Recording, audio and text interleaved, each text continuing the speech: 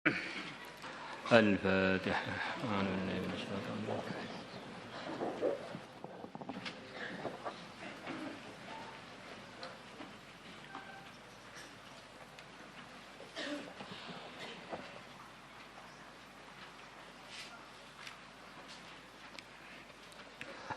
بسم الله الرحمن الرحيم.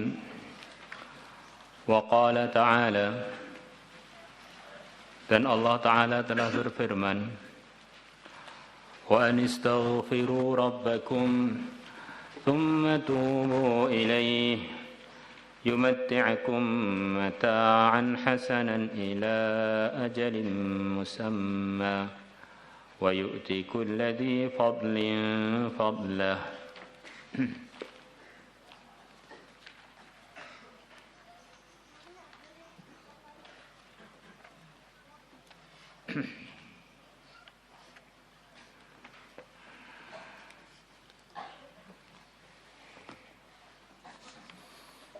Wa anistaghfiru rabbakum, dan supaya kalian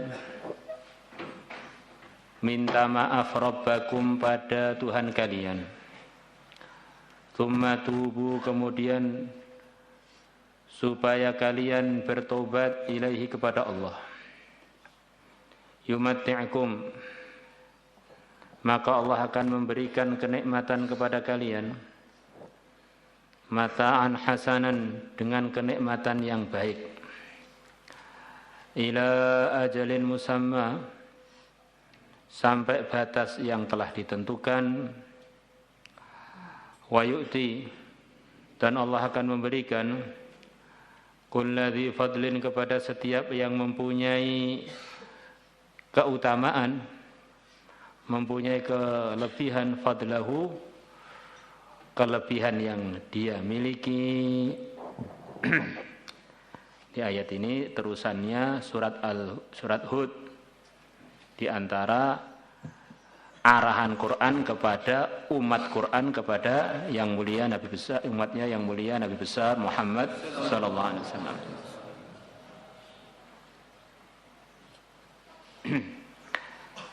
Yaitu di antara arahan Al-Quran dalam ayat pertama, alla ta'budu illallah, supaya kita ini hanya menyembah kepada Allah. Alif lam ra, kitabun uhkimat ayatuhu thumma fussilat min ladun hakimin khabir, alla ta'budu illallah. Al-Quran adalah kitab uhkimat ayatuhu, yang ayat-ayatnya telah disusun dengan begitu rapi. Kok susunannya ayat Quran ini dirubah, maka akan tampak bagi orang yang paham ini terjadi perubahan pada susunan Al-Quran. Susunan yang tidak pernah bisa ditiru oleh siapapun. Tsumma fussilat, kemudian diperinci. Isinya mengenai tauhid, isinya mengenai cerita-cerita orang yang sukses, para nabi dan mengikutnya, cerita-cerita orang yang gagal, penentang para nabi. Isinya mengenai keagungan-keagungan Allah, ada perincian-perincian. Milladun hakimin khabir, yang mana ayat-ayat tadi, firman-firman Al-Quran tadi diturunkan dari zat yang maha bijaksana, yang maha mengetahui. Maha mengetahui, maha teliti. Apa arahannya Tuhan kita? Alla ta'budu illallah, supaya kalian jangan sampai menyembah selain Allah. Innani lakum minhu nadhiru wa basyir. Sesungguhnya aku Nabi Muhammad untuk kalian dari Allah sebagai pemberi peringatan dan sebagai pemberi berita gembira. Memberi peringatan bagi orang-orang yang melanggar agama, kalian akan dapat macam-macam masalah dunia akhirat kalau kalian melanggar. Basyir, berita gembira bagi orang-orang yang taat, yang takwa. Di dunia kalian dapat ridhonya Allah, di akhirat dapat surganya Allah. Di antara arahannya Tuhan kalian itu apa? Wa anistaghfiru rabbakum. Di antara arahan pemilik kita supaya kita ini punya amalan minta maaf kepada Allah. Di dunia ini tidak ada orang yang lebih sempurna iman dan amalnya melebihi para anbiya. Di antara amalan-amalannya para anbiya, termasuk Sayyidul Anbiya, adalah memperbanyak minta maaf kepada Allah. Begitu pula beliau mengarahkan umatnya supaya memperbanyak beristighfar kepada Allah. Bukan sekedar pernah istighfar, memperbanyak istighfar. Man lazamal istighfar, barang siapa tidak pisah-pisah dengan amalan minta maaf. Para anbiya yang sempurna, Sayyidul Anbiya yang paling sempurna, mencontohkan kita, orang-orang yang seperti beliau itu di antara sikapnya merasa perlu minta maaf kepada Allah. Itulah hamba Allah yang paling sopan, yaitu hamba Allah yang merasa dia ini selalu harus minta maaf lagi.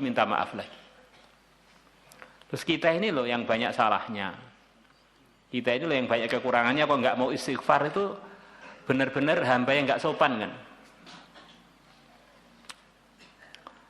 Maka di kalangan manusia juga Allah beri ilham orang seluruh dunia mirip. Termasuk orang yang baik di kalangan manusia itu yang disepakati adalah orang yang dia nggak buat salah tapi sudah minta maaf. Nyuwun sewu nggih basa Jawa. Maaf ya bahasa Indonesia. Bahasa Arab afwan. Bahasa Inggris golekno dhewe.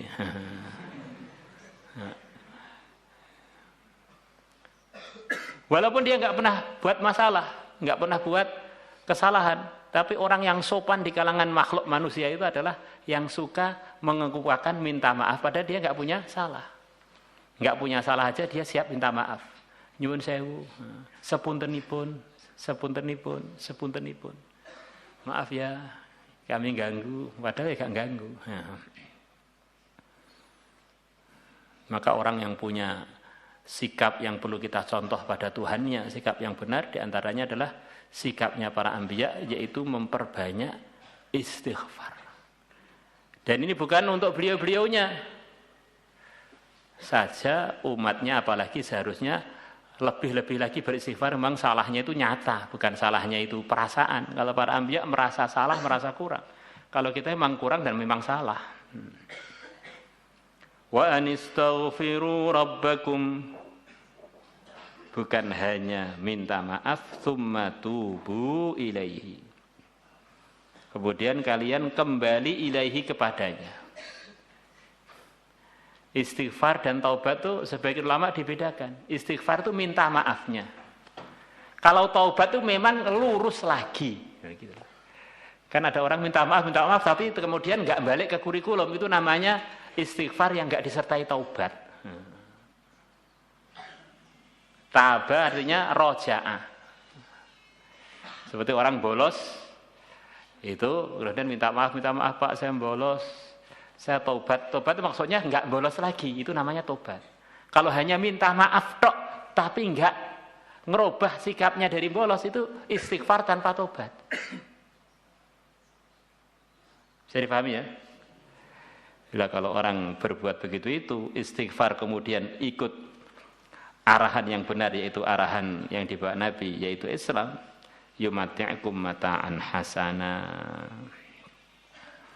ila ajalin musamma, Allah akan janjikan berikan kepada kita kebaikan sampai waktu yang telah ditentukan, sampai amalan kita itu masih kita teruskan. Kalau kita teruskan ya sampai akhirannya amalan itu. Kalau kita terus beristighfar dan terus istiqomah dalam kelurusan, ya sampai mati kita kalau di dunia. Wa yu'ti kulladzi fadlin fadlah, dan Allah akan beri pada semua yang punya kelebihannya. Orang yang telah beristighfar dan telah bertaubat itu pun tingkatan-tingkatan. Di dalam ikutnya agama, ikutnya mempraktekkan ketakwaan. Yang tertinggi maka anugerahnya tertinggi. Yang di bawahnya di bawahnya. Maka diceritakan oleh sebagian ulama, ada sebagian hamba Allah itu begitu tinggi ketakwaan yang ada dalam kehidupannya, sampai harinya itu bahkan detik-detiknya itu harganya di sisi Allah melebihi Lailatul Qadar. Apa ini enggak ngarang, Pak? Enggak ngarang, belas enggak ngarang. Itu sahabat itu dibandingkan sahabat yang barusan jadi sahabat, amalannya sahabat yang awal dengan sahabat yang barusan jadi sahabat, itu tingkatannya, andaikan sahabat yang baru-baru itu infak sebesar gunung Uhud berupa emas, tidak sampai ke pahalanya sahabat yang awal-awal yang infak hanya 1 mud atau bahkan setengah mud. Ini terpaut antara sahabat lama dengan sahabat baru. Bagaimana dengan sahabat dengan tabi'in? Tabi'in dengan tabi'ut tabi'in ada paut begitu. Maka Allah berfirman, wa yu'ti kulladzi fadlin fadlah. Podo-podo ngaji di Al-Fatah, ketakwaannya beda, maka anugerah Allah untuk per pribadi beda-beda. Sama-sama putranya Nabi Adam, yang Habil wafat syahid, yang Sis alaihi salam jadi nabi. Sama-sama anak dari orang tua yang sama, ibu yang sama, tetapi diberi anugerah oleh Allah yang berbeda dan memang potensinya berbeda-beda. Sama-sama tanahnya, tetapi karena kandungannya berbeda, satunya jadi tanah liat, akhirnya jadi kendi, jadi genteng, satunya isinya emas, akhirnya jadi perhiasan yang begitu mahal. Ini sama-sama dari tanahnya sama aja, ya beda. Ada tanahnya tanah mana?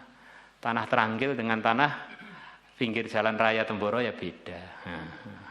Masih mahalan pinggir jalan raya di Temboro. Itu nilai dunia, kalau nilai akhirat sepertinya mahal Teranggil. Kan Darussalam. Alhamdulillah.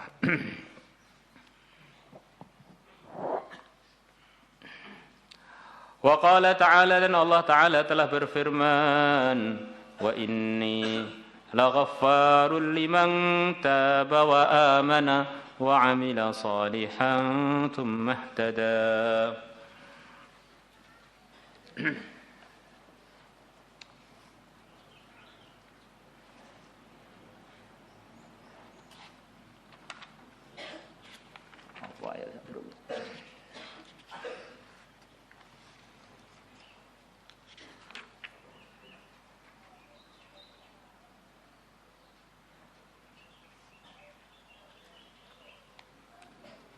Allah.